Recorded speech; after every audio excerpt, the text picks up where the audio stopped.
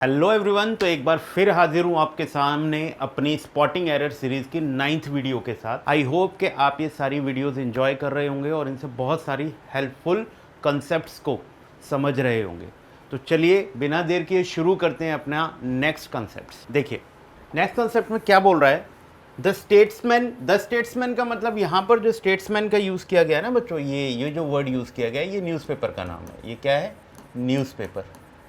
तो आप ध्यान रखेंगे तो जितने भी न्यूज़पेपर होते हैं उनके साथ आर्टिकल द का यूज़ होता है। तो यहाँ पर तो अभी कोई प्रॉब्लम नहीं है, ठीक है। तो यहाँ द लगा है हैज़। अब क्योंकि स्टेटमेंट सिंगुलर है तो हैज़ लगा लिया। Has the larger circulation of all English details. तो यहाँ पर जो बेसिकली एरर है वो कंपैरेटिव डिग्री का एरर है। कैसे? अब जब आप लार्जर वर्ड यूज़ करते हो तो लार्ज, लार्जर और लार्जेस्ट, ठीक है। तो बेसिकली हमारी तीन डिग्रीज होती हैं हमारी, एक पॉजिटिव डिग्री, एक कंपैरेटिव डिग्री और एक सुपरलेटिव डिग्री। अभी हमें ये देखना होता है कि जब हम कंपैरेटिव डिग्री का यूज़ करते हैं तो कंपैरिजन के लिए हमारे पास कोई दूसरी चीज़ होनी चाहिए कंपैरिजन के लिए, लेकिन अगर हम यहाँ पर देखें तो कंपैरिजन के लिए कोई दूसरी चीज़ है ही नहीं, है ना। और देन का यूज़ भी नहीं किया गया है। तो द स्टेट्समैन हैज़ द, अगर हम यहाँ पर द लगा रहे हैं तो इसका मतलब है कि सबसे ज़्यादा, मतलब सुपरलेट करने की कोशिश की गई है, लेकिन यहाँ पर लार्जर को लिखा गया है। लार्जर नहीं होगा, यहाँ क्या हो जाएगा बच्चों? लार्जेस्ट। तो एरर क्या है हमारा? डिग्रीज का एरर है। यहाँ द लगा हुआ है ना, इसलिए। अब तुम कहो कि सर इसको द को हटा के हम लार्जर कर लें, तो फिर लार्जर के लिए दूसरी भी चीज़ होनी चाहिए, दूसरा न्यूज़पेपर होना चाहिए जिसके साथ उसको कंपेयर कर सको। अब कंपैरिजन के लिए ना तो हमारे पास कोई दूसरा न्यूज़पेपर है और ना ही देन कंजंक्शन है, तो ऑब्वियसली हमारे पास एक ही ऑप्शन बचा कि इसको हम सुपरलेट कर लें। चलिए नेक्स्ट क्वेश्चन पे आते हैं बच्चों। I always enjoy to read books, no error. अब देखो मैंने अपनी लास्ट वीडियोज़ में कई बार समझाया है, अगर आप लोगों ने देखी है मेरी लास्ट वीडियो तो यहाँ पर हमने बहुत क्लियरली समझाया है कि नॉन फाइनाइट वर्ब्स जो होती हैं, बेसिकली अभी हम दो की बात करेंगे, एक इन्फिनिटिव और एक जेरेंड।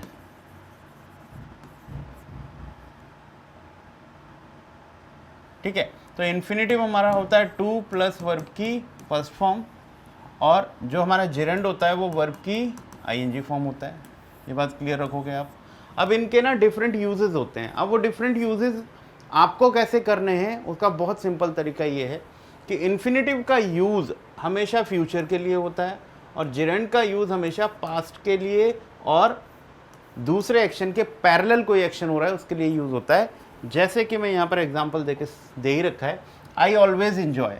जब आप कोई चीज़ इन्जॉय करते हो, ठीक है, तो वो कब करते हो? पैरेलली इन्जॉय कर रहे होते हो, है ना। इन्जॉय के लिए बाद में फ्यूचर तो नहीं करोगे। आई ऑलवेज कह रहा है वो हमेशा इन्जॉय करता है, इसका मतलब वो पैरेलली कर रहा है। लेकिन टू रीड अगर आप लिख रहे होते तो फ्यूचर की बात हो गई। अगर वो फ्यूचर में इन्जॉय करेगा तो विल लिखा होता है यहाँ पर, तो वो फ्यूचर की तो बात कर ही नहीं रहा है यहाँ, तो वो एक फैक्ट की बात कर रहा है जो साथ साथ वो ऐसा करता है, वो इसका फैक्ट है। तो अगर ये इसके साथ की एक्शन दिया हुआ है एंजॉय के, ये हमारी मेन वर्ब है, ये हमारी नॉन फाइनाइट वर्ब है, नॉन फाइनाइट वर्ब, ठीक है। तो अब हमें ये चेक करना होता है जो हमारी मेन वर्ब है उसके बाद जो नॉन फाइनाइट वर्ब लिखी गई है वो उस मेन वर्ब से पहले हो गई है या उसके इक्विवेलेंट चल रही है या उसके फ्यूचर में चल रही है। अगर वो पहले हो गई है या पैरेलल चल रही है तो जेरेंड फॉर्म लिखा करो, लेकिन अगर वो फ्यूचर में जा रही है तो फिर आप क्या लिख सकते हो? Infinitive form. तो क्योंकि ये क्या है, एंजॉय आप क्या करते हो? पैरेलली कर रहे हो इस सेंटेंस में, तो यहाँ टू रीड की जगह क्या हो जाएगा? Reading. I hope you understand. चलिए नेक्स्ट क्वेश्चन पे आते हैं। The captain along with his team has been invited to the function. ये भी कई बार क्वेश्चन मैंने रिपीट में आपको मैंने क्या बोला, मैं यही बोल रहा हूँ, इसीलिए बोल रहा हूँ कि जो भी बच्चे इन वीडियोस को देख रहे हैं मेरी उनसे रिक्वेस्ट है कि मेरी पिछली वीडियोस को, पहली वीडियोस से इसको देखना शुरू करें। और अब तक ऐसे बहुत से कॉन्सेप्ट्स हैं जो रिपीट हुए हैं और वो रिपीट होने की वजह से अब तक तुम्हें ध्यान में आ गए होंगे, अब तक तुम्हें वो रट गए होंगे। इसीलिए कहता हूँ सारी वीडियोज़ देखो, आपको बहुत हेल्प मिलने वाली है। अब देखो कैप्टन क्या है, एक नाउन ये है हमारा, और अलॉन्ग विद के साथ एक नाउन ये है हमारा। अब यहाँ पर हमें देखना है कि ये जो अलॉन्ग विद है और इसके साथ जो नाउन लगे हैं, तो आप कौन से वाले के अकॉर्डिंग तुम्हें वर्ब लगानी पड़ेगी। तो यहाँ जिन बच्चों को नॉलेज नहीं है वो कंफ्यूज हो जाएंगे। अगर यहाँ मैंने कैप्टन्स कर दिया होता या यहाँ मैंने टीम्स कर दिया होता तो वो कंफ्यूज हो जाता कि यहाँ के अकॉर्डिंग है इसके अकॉर्डिंग। तो हमेशा ध्यान रखें कि अलॉन्ग विद एक प्रेपोजिशन होती है, और अगर ये प्रेपोजिशन होती है तो आपको हमेशा ध्यान रखना है कि प्रेपोजिशन के बाद वाला हमेशा क्या होता है, ऑब्जेक्ट होता है, और ऑब्जेक्ट के अकॉर्डिंग वर्ब नहीं लगती, सब्जेक्ट के अकॉर्डिंग वर्ब लगती है। तो कैप्टन यहाँ हमारा क्या है, सिंगुलर है और उसके लिए हैज़ बीन लगा हुआ है, ठीक है। तो यहाँ पर अभी वर्ब का एरर तो नहीं है, इन्वाइटेड टू द फंक्शन, और बाकी भी कोई एरर नहीं है। तो this sentence doesn't contain any error, so this sentence contains no error.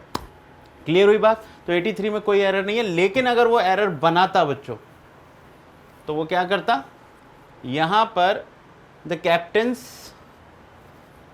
और यहां पर क्या कर देता, हैज लिख देता। तो अब हमारा सब्जेक्ट ये है तो प्लूरल है तो यहां पे हैव लगाना पड़ता। तो ये आप ध्यान रखें कि अलोंग विद के साथ हमेशा अलोंग विद से पहले जो सब्जेक्ट लिखा होता है वर्ब उसके अकॉर्डिंग लगती है। इसके पीछे लॉजिक ये होता है क्योंकि अलोंग विद के बाद वाला जो भी नाउन लिखा होगा वो हमेशा ऑब्जेक्ट कंसीडर किया जाएगा, क्योंकि वो प्रेपोजिशन का ऑब्जेक्ट माना जाता है। Is it clear.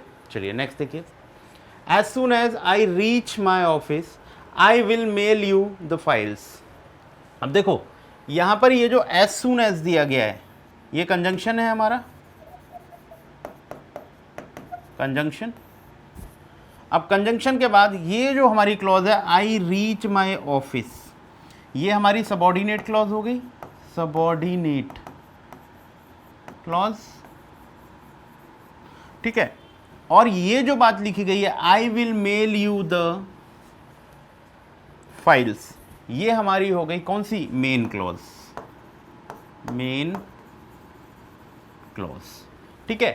तो जितने भी हमारे सबऑर्डिनेटिंग कंजंक्शंस होते हैं, अगर फैन वॉइस कंजंक्शंस को छोड़ दें, फैन वॉइस में आता है आपका फॉर, एंड, नॉर, बट, और येट, सो, ये सब हमारे जो कंजंक्शन है कोऑर्डिनेटिंग कंजंक्शंस होते हैं, और इनके अलावा जितने कंजंक्शन होते हैं वो सबऑर्डिनेटिंग कंजंक्शंस होते हैं।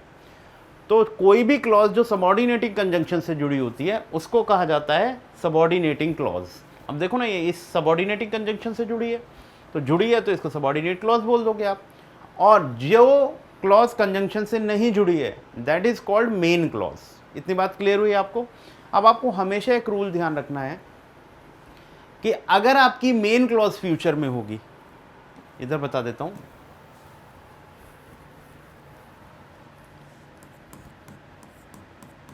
If the main clause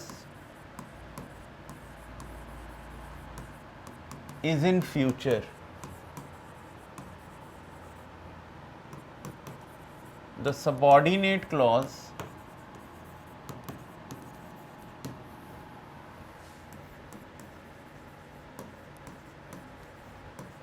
should always be in simple present, simple present. This is the rule. क्या कहता है कि अगर आपकी मेन क्लॉज फ्यूचर में होगी तो आपकी सबऑर्डिनेट क्लॉज हमेशा सिंपल में होगी, मतलब सिंपल प्रेजेंट में होगी, ठीक है। अब यहाँ पर चेक कर लेते हैं हम लोग। अब ये जो एज सून एज है हमारी मेन क्लॉज क्या है, ये रही। अब देखो यहाँ पर ध्यान से ये विल लगा हुआ है, इसका मतलब हमारी मेन क्लॉज जो है वो फ्यूचर में है। सीधा आपको समझ में आ जाना चाहिए अगर हमारी मेन क्लॉज फ्यूचर में है तो हमारी सबऑर्डिनेट क्लॉज सिंपल प्रेजेंट में होनी चाहिए। तो देख लो यहाँ पर वर्ब की फर्स्ट फॉर्म लगी हुई है, इसका मतलब ये सिंपल प्रेजेंट में है।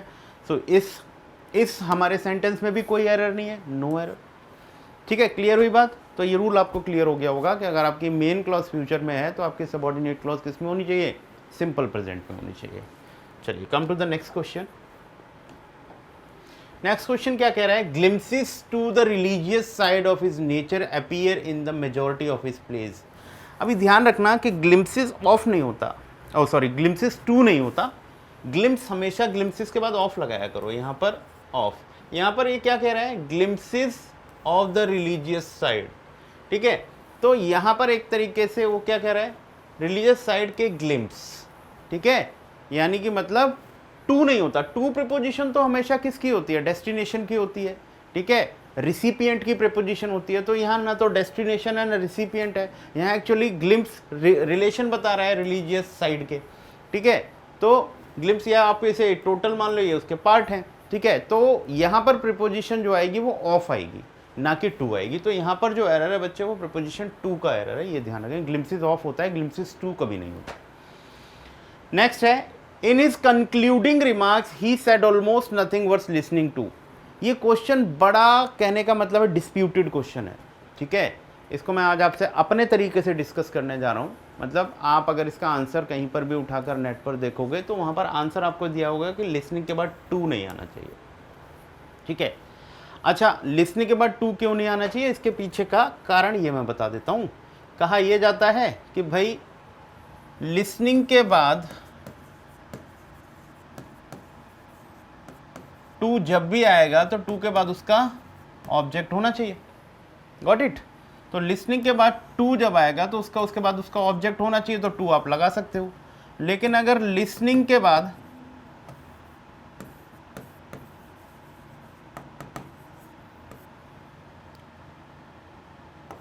टू आ जाए और उसके बाद उसका कोई ऑब्जेक्ट ना गिवन हो तो फिर भाई टू आप नहीं लगा सकते।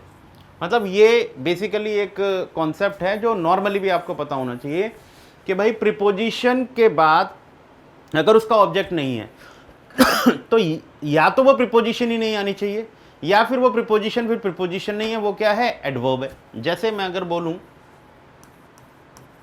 कम इन, अगर मैं इस सेंटेंस को यहीं ख़त्म करूं तो ये ठीक भी है, लेकिन ज़्यादातर बच्चे कहेंगे कि सर इन प्रीपोजिशन है तो प्रीपोजिशन के बाद का ऑब्जेक्ट कहाँ गया, तो ऑब्वियसली ऑब्जेक्ट होना चाहिए।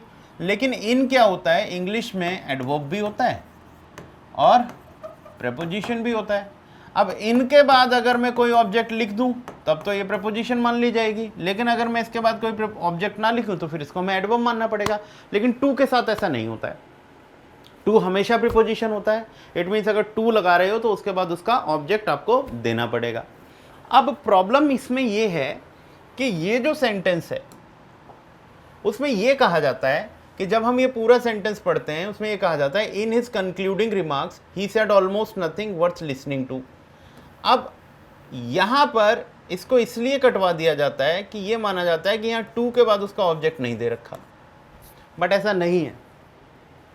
अगर मैं आपको बताऊं तो यहाँ पर टू का ऑब्जेक्ट दिया गया है। टू का ऑब्जेक्ट क्या है, नथिंग, नथिंग। अब टू का ऑब्जेक्ट नथिंग है तो फिर तो टू लगना चाहिए ना यहाँ पर। अब ज़्यादातर बच्चे क्या कहेंगे, या ज़्यादातर जो टीचर पढ़ाते हैं वो क्या कहते हैं कि भाई ये जो नथिंग है, ये जो नथिंग है बच्चे, ये तो सैड वर्ब का ऑब्जेक्ट है। ये तो किसका ऑब्जेक्ट है, सैड वर्ब का ऑब्जेक्ट है। ये तो सैड का ऑब्जेक्ट हो गया नथिंग। और जो ऑब्जेक्ट वर्ब का है, एक ही ऑब्जेक्ट प्रीपोजिशन का ऑब्जेक्ट कैसे बन सकता है। This is also a very logical thing कि भाई जो ऑब्जेक्ट सैड वर्ब का हो गया, अब वो तो सैड वर्ब का ऑब्जेक्ट हो गया ना, तो अब उसे टू का कैसे बना सकते हो आप, क्योंकि इंग्लिश के अंदर वर्ब के और प्रीपोजिशन के दोनों के ऑब्जेक्ट क्या होने चाहिए, डिफरेंट होने चाहिए, अलग अलग होने चाहिए।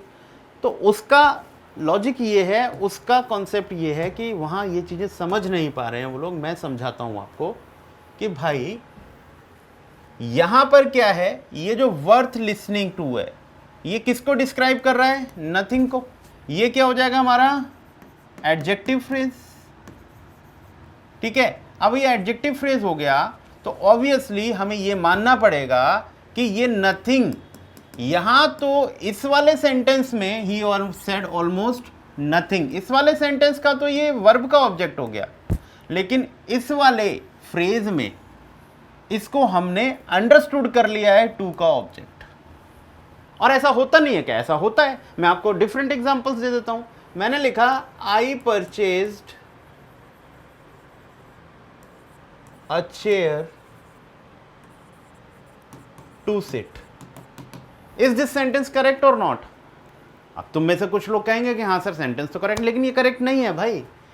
आई purchased a chair to sit on, ये लिखना पड़ेगा अब आपको। क्यों लिखना पड़ेगा, क्योंकि भाई इस परचेज का ऑब्जेक्ट चेयर है, लेकिन जब आप सिट लिखोगे तब ये चेयर अगेन से इस सिट वर्ब से भी रिलेट करेगी, अपने आप को कर रही है ना भाई। लेकिन क्योंकि तो ये तो इस वर्ब का ऑब्जेक्ट है, लेकिन आपने ये जो आगे फ्रेज लिखी है इसमें हमें दोबारा से चेयर लिखने को रिपीट करने की जरूरत नहीं है ना, हम ये अंडरस्टूड कर लें कि बैठने के लिए क्या चाहिए, चेयर ही चाहिए। तो अब इस सिट वर्ब का, इस परचेज वर्ब का अगर ऑब्जेक्ट चेयर है तो इस सिट वर्ब का भी तो ये चेयर ही ऑब्जेक्ट बनेगा भाई। या तो तुम दोबारा लिख लो, उसको दोबारा लिखोगे तो वो ऑकवर्ड लगेगा बोलने में, लेकिन अंडरस्टूड करके लिख रहे हो तो वही समझ में आ रही है बात। तो ऑब्वियसली सिट वर्ब का ऑब्जेक्ट अगर चेयर है तो ऑब्जेक्ट यहां पर क्या है, ये इसका डायरेक्ट ऑब्जेक्ट तो है नहीं भाई, प्रीपोजिशन का ही ऑब्जेक्ट बनेगा। तो देखो ऑन लगाया कि नहीं लगाया। सेम बात यहां पर भी है कि भाई वर्थ लिसनिंग के बाद, ये लिसनिंग के बाद ये नथिंग ही इसका ऑब्जेक्ट है। अब लिसनिंग के बाद अगर ऑब्जेक्ट आ रहा है तो टू आपको लगाना पड़ेगा। तो मेरी थियरी तो ये कहती है कि लिसनिंग के बाद यहाँ टू आना चाहिए। बाकी अगर आप बहुत सारी जगह देखोगे तो टू को यहाँ पे हटा रहा है वो, तो ऐसा नहीं है, लिसनिंग के बाद टू आएगा। हाँ, लिसनिंग के बाद टू तब नहीं आएगा अगर मैं ये बोल दूं आर यू लिसनिंग, सिर्फ मैं इतना बोलूं आर यू लिसनिंग, क्या तुम सुन रहे हो, तो यहां पर मैंने कोई ऑब्जेक्ट नहीं दिया है, नहीं दिया है तो आर यू लिसनिंग सही है, ठीक है। तो जब लिसनिंग के बाद ऑब्जेक्ट ना हो तो आप टू मत लगाओ, लेकिन अगर उसका ऑब्जेक्ट है अंडरस्टूड तो टू लगाना पड़ेगा। सो अकॉर्डिंग टू मी यहां पर भी नो एरर है, ठीक है। नॉर्मली इसमें अगर आप किसी नेट पे चेक करोगे तो टू हटा के बता रहा होगा आपको, लेकिन नहीं, मेरे अकॉर्डिंग यहाँ से टू नहीं हटना चाहिए, क्योंकि लिसनिंग के बाद ये जो टू है उसका ऑब्जेक्ट नथिंग है, ठीक है। चलिए नेक्स्ट क्वेश्चन पे आते हैं। आई होप ये बात समझ में आई होगी आपको, ठीक है।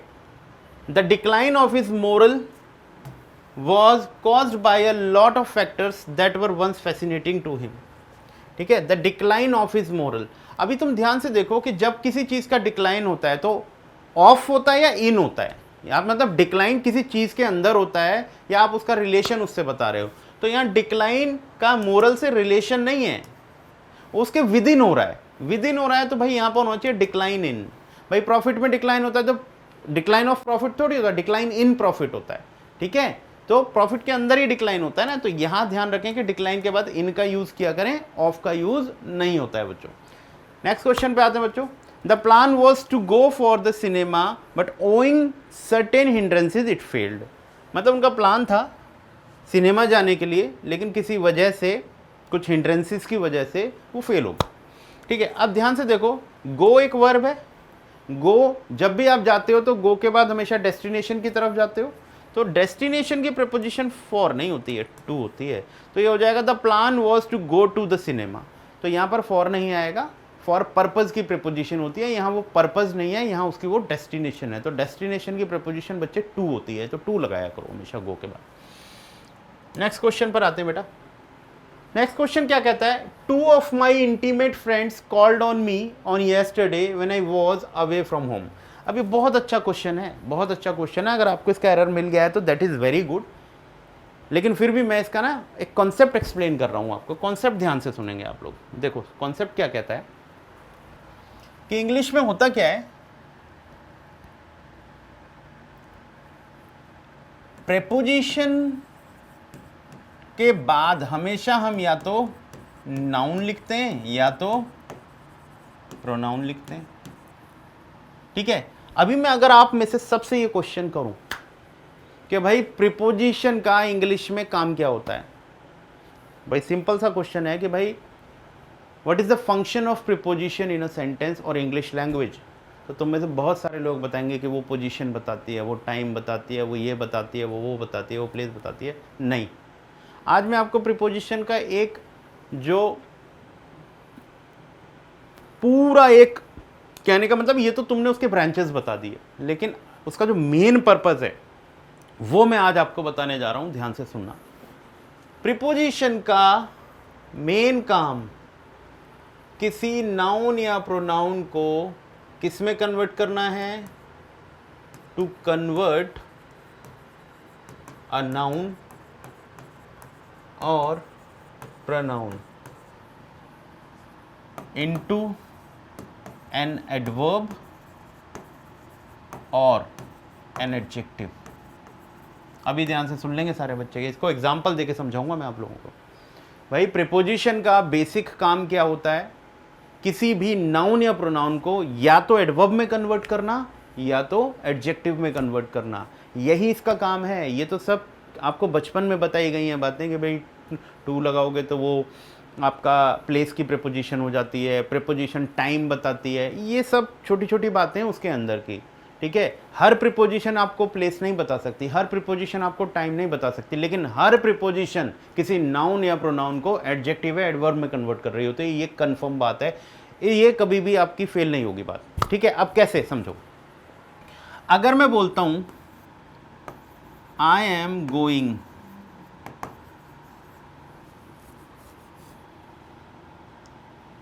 मुंबई, अब तुम में से सारे बच्चे बोलेंगे कि सर इसमें टू लगेगा। अब मालूम है इसका पर्पस क्या है टू लगने का? ये जो मुंबई वर्ड मैंने बोला सबको पता है ये हमारे किसका नाम है, ये हमारी सिटी का नाम है, ठीक है। अब अगर क्योंकि ये सिटी है, सिटी का नाम है, तो ये नाउन होना चाहिए। अब हम सबको पता है कि नाउन अकेले कभी एडवर्ब का काम नहीं करते, नाउन हमेशा नाउन ही होता है, लेकिन गोइंग जो वर्ब होती है वो क्या होती है, इंट्रांजिटिव। कैसी वर्ब होती है बच्चों, इंट्रांजिटिव। अब हम सबको पता है, जिसने थोड़ा भी ट्रांजिटिव इंट्रांजिटिव का ज्ञान ले रखा है, हम सबको पता है इंट्रांजिटिव वर्ब्स जो होती है ना, वो अपने बाद डायरेक्ट कभी नाउन या प्रोनाउन नहीं लेगी, क्योंकि किसी भी वर्ब के बाद डायरेक्ट नाउन या प्रोनाउन आ रहा होगा ना, तो उसका ऑब्जेक्ट कंसीडर कर लिया जाएगा। अब हमें पता है कि गोइंग के बाद देखो ट्रांजिटिव वर्ब का जो ट्रांजिटिव वर्ब के बाद जो आंसर आए किसी नाउन प्रोनाउन के लिए, अगर वो व्हाट का आए या हुम का आए, तो समझ लेना कि वो डायरेक्ट ऑब्जेक्ट ले लेगा। आई एम गोइंग व्हाट या आई एम गोइंग हुम नहीं। लेकिन अगर आंसर आपको आ रहा है वेयर का, वाई का, व्हेन का, हाउ का, तो ऑब्वियसली वो एडवर्ब होगा। अब प्रॉब्लम ये है कि अगर मैं यहाँ टू ना लगाऊं तो मुंबई तो वेयर का आंसर नहीं दे पाएगी, क्योंकि ये तो नाउन है, नाउन हमेशा व्हाट के आंसर होते हैं। अब इसे अगर हमें वेयर का आंसर बनाना है तो हमें टू लगाना पड़ेगा। अब ध्यान से देखो, इन दोनों को मिलके ही वेयर का आंसर आ रहा है। इसका मतलब है कि मुंबई को बिना टू के हम एडवर्ब में कन्वर्ट नहीं कर पाए। इसका मतलब यह हुआ कि जो भी नाउन प्रोनाउन इंट्रांजिटिव वर्ब के बाद रखे जाएंगे उनके साथ या तो प्रीपोजिशन रखो या फिर डायरेक्ट एडवर्ब रख दो। भाई सीधी सी बात है कि अगर मैं टू प्लस वर्ब लिख रहा हूं, सॉरी टू प्लस नाउन या प्रोनाउन लिख रहा हूं, या मैं टू को प्रीपोजिशन लिख देता हूं, प्रेपोजिशन लिख रहा हूं, तो बेसिकली मेरा मकसद तो इसे एडवर्ब में ही कन्वर्ट करना है ना, या एडजेक्टिव में कन्वर्ट करना है। तो यानी कि मतलब है कि अगर मैं एडवर्ब लिखूं, यहां पे लिखा मैंने प्रेपोजिशन प्लस नाउन या प्रोनाउन, तो इक्वल टू एडवर्ब बन रहा है ना। तो या तो मैं एडवर्ब भी लिख दूं तो फिर मुझे प्रीपोजिशन लगाने की जरूरत नहीं है, और अगर मैं नाउन प्रोनाउन लिख रहा हूं तो मुझे प्रीपोजिशन, यानी कि मतलब ये इक्वल टू ये है, या तो ये दोनों मिलकर लिखो नहीं तो ये अकेला लिखो। इसका मतलब ये हुआ कि जहां पर नाउन प्रोनाउन होंगे और वहां उन्हें हमें एडवर्ब में कन्वर्ट करना होगा, या फिर उन्हें वेयर का, वाई का, व्हेन का या हाउ का आंसर बताना होगा, तो हमें प्रीपोजिशन लगानी पड़ेगी। लेकिन वेयर का, वाई का, व्हेन का, हाउ का आंसर का वर्ड है ऑलरेडी हमारे पास, तो फिर प्रीपोजिशन लगाने की जरूरत ही नहीं है, क्योंकि एडवर्ब चाहिए था, एडवर्ब का हमारे पास क्या है, वर्ड है। जैसे एग्जांपल देके बताता हूं, ये तो हुआ I am going to Mumbai, क्योंकि मुंबई जाना था तो मुंबई ही लिखना है हमें, और तो कुछ लिख नहीं सकते, और मुंबई जाना है तो इसको एडवर्ब बनाने के लिए हमने टू लगाया। लेकिन हम ये बोले मुंबई को हम वहां मान लेते हैं, मुझे वहां जाना है, तो मैं क्या लिखूंगा, I am going to there. तो तुम कहोगे सर देयर से पहले टू नहीं आता, ऑब्वियसली नहीं आएगा। क्यों? क्योंकि देयर तो अपने आप में ही पहले से एडवर्ब है ना, इसको एडवर्ब बनाने की जरूरत नहीं है ना आपको। तो अगर आपके पास बाय डिफॉल्ट एडवर्ब है तो उससे साथ प्रीपोजिशन नहीं लगा सकते आप। लेकिन अगर आपके पास कोई ऐसा वर्ड नहीं है जो बाय डिफॉल्ट एडवर्ब है बट उसे एडवर्ब में कन्वर्ट करना है, तो देयर इज ओनली सॉल्यूशन कि भैया प्रीपोजिशन ऐड करो उससे पहले। जैसे मैंने लिखा आई विल मीट यू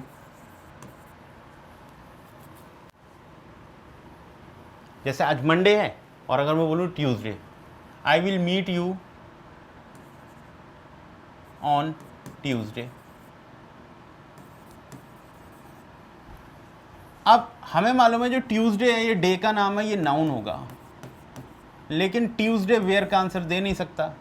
व्हेन का आंसर देने, हमें चाहिए यहाँ पर व्हेन का answer. I will meet you when Tuesday, तो ऑब्वियसली अगर व्हेन का आंसर बनना है तो नाउन तो व्हेन का आंसर नहीं है, इसलिए हमने क्या किया, उसके साथ प्रीपोजिशन ऐड करी, तो ये दोनों मिलकर हमारा किसका बन गए, व्हेन का आंसर। लेकिन अगर व्हेन का आंसर हमारा ऐसा है जो पहले से ही एडवर्ब है, लाइक टुमारो बोल दूं, कल के लिए मैं टुमारो बोल दूं, तो क्या तुम बोलोगे I will meet you on tomorrow, तो तुम कहोगे नहीं सर ऑन तो नहीं आएगा। भले ही तुम्हें ये पता है कि टुमारो से पहले ऑन नहीं आता, पर तुम्हें आज तक ये नहीं पता था कि भाई टुमारो अपने आप में क्या है, पहले से ही एडवर्ब है, और जब ये पहले से ही एडवर्ब है तो प्रीपोजिशन नहीं लगेगी। ट्यूसडे पहले से ही नाउन है, अब अगर इसको व्हेन में कन्वर्ट करना है तो हमें ऑन लगाना पड़ेगा। अभी दोनों ही हमारे क्या हैं, व्हेन के आंसर हैं, लेकिन दोनों में डिफरेंस ये क्या है कि हमें नाउन को एडवर्ब बनाने के लिए प्रीपोजिशन लगानी पड़ी और एडवर्ब को बनाने के लिए प्रीपोजिशन नहीं लगाने की जरूरत होती है। तो आपको ये हमेशा ध्यान रखना है कि किसी वर्ड से पहले अगर प्रीपोजिशन नहीं आ रही है तो दो ही बातें हो सकती हैं, या तो उसकी वर्ब ट्रांसिटिव है इसलिए वो नाउन है, नहीं तो वो वर्ब इंट्रांसिटिव है और जो बिना प्रीपोजिशन के उसके आगे लिखा हुआ है वो पहले से ही एडवर्ब है। बात समझ में आई? अब देखो इस क्वेश्चन में भी यही प्रॉब्लम है। 2 of my intimate friends called on me when yesterday। अब yesterday तो पहले से ही एडवर्ब होता है ना बच्चे, अगर ये पहले से ही एडवर्ब है तो ऑन क्यों लगाओगे? बात समझ में आई आपको? और अगर यहाँ yesterday की जगह कोई डे का नाम लिखा होता तो ऑन ठीक था। अब मान लो yesterday संडे रहा हो तो मैं अगर संडे यहाँ लिख दूं तो फिर ये ठीक हो जाएगा। 2 of my intimate friends called on me on Sunday, लेकिन यहाँ संडे नहीं लिखा बच्चे, yesterday लिखा है। yesterday पहले से ही एडवर्ब होता है इसलिए यहाँ ऑन नहीं आएगा। आई होप ये कॉन्सेप्ट पूरी तरह से क्लियर हुआ होगा आपको, और नहीं क्लियर हुआ है तो कोई बात नहीं, वीडियो को रिवाइंड करके देखें। बहुत इंपॉर्टेंट कॉन्सेप्ट है और ये ऐसा कॉन्सेप्ट है कि आपको रूल रटने की ज़रूरत नहीं है। ये पूरा एक ऐसा कॉन्सेप्ट है कि एडवर्ब से पहले प्रीपोजिशन नहीं आती है, यही एक रीज़न है कि एडवर्ब से पहले प्रीपोजिशन तुम लिख नहीं सकते, क्योंकि एडवर्ब को प्रीपोजिशन की नीड ही नहीं होती है। कारण क्योंकि प्रीपोजिशन का काम ही किसी नाउन प्रोनाउन को एडवर्ब बनाना होता है, और कोई चीज़ पहले से ही एडवर्ब है तो फिर क्या ज़रूरत है। Got it? चलिए नेक्स्ट क्वेश्चन पे आते हैं। अनलेस यू डोंट ओबे योर एल्डर्स। देखो ये वाला क्वेश्चन कई बार पेपर में पूछा जाता है, इंपॉर्टेंट है। अनलेस जब भी यूज हो तो सेम सेंटेंस में ही नॉट का यूज नहीं होना चाहिए, क्योंकि फिर वो डबल नेगेटिव हो जाता है। डबल नेगेटिव ग्रामेटिकली इनकरेक्ट माने जाते हैं मोस्ट ऑफ द टाइम, हमेशा नहीं, कुछ केसेस में नहीं भी होते हैं। लेकिन अनलेस के साथ आप नॉट नहीं लगा सकते, तो इसका क्या प्रॉब्लम है? अनलेस यू ओबे, सिर्फ आप इतना बोलो, डोंट हटा दो, ओबे लिखो, क्योंकि अनलेस अपने आप में ही नेगेटिव वर्ड्स होते हैं। ठीक है, चलिए नेक्स्ट देखिए। It is not possible for me to give you the accurate date of my departure yet. ठीक है, हाँ ध्यान से देखो, it is not possible for me to give you the accurate date of my departure. अब देखो यहाँ पर ये एक्यूरेट डेट लिखी हुई है, एक्यूरेट डेट। अब डेट जो होता है वो हमारा नाउन है और ये हमारा क्या है, एडजेक्टिव है। अब एडजेक्टिव से पहले ये जो द लगा है इसको हमें चेक करना है क्या ये सही लगा हुआ है। अब दा का यूज़ तो आप कहीं भी कर सकते हो, चाहे वो वॉवल साउंड हो चाहे वो कॉन्सोनेंट साउंड हो। सो बेसिकली द को कोई प्रॉब्लम नहीं होती किसी भी साउंड के साथ आने के लिए, बस उसको लिए सिर्फ एक ही चीज़ उसको ज़रूरत होती है कि वो जिसके लिए भी लग रहा है वो डेफिनेट होना चाहिए। अब ये बोल रहा है it is not possible for me to give you the accurate date, इसका मतलब वो खुद ही क्या है, इंडेफिनेट है, उसको पता ही नहीं है कि उसको एक एक्यूरेट डेट, और एक्यूरेट डेट एक ही होती है या कोई भी हो सकती है, कोई भी हो सकती है भाई। अभी उसे पता ही नहीं है, कोई भी डेट एक्यूरेट हो सकती है उसके लिए, पहले उसके पास वो डेट आए तो अब तक नहीं आई है, इसका मतलब है अभी वो खुद इंडेफिनेट है, तो फिर यहाँ दा नहीं लगा सकते। यहाँ पे आपको ए या एन लगाना पड़ेगा। अच्छा ए आप लगा नहीं सकते क्योंकि ये पहले से ही क्या है, वॉवल साउंड है। अगर ये वॉवल साउंड है तो यहाँ पर हमें एन का यूज़ करना पड़ेगा। तो हमारा जो एरर है वो एक्यूरेट से पहले एन लगाने का एरर है। आई होप कि समझ में आ गई होगी बात। चलिए नेक्स्ट क्वेश्चन को देखते हैं बच्चे।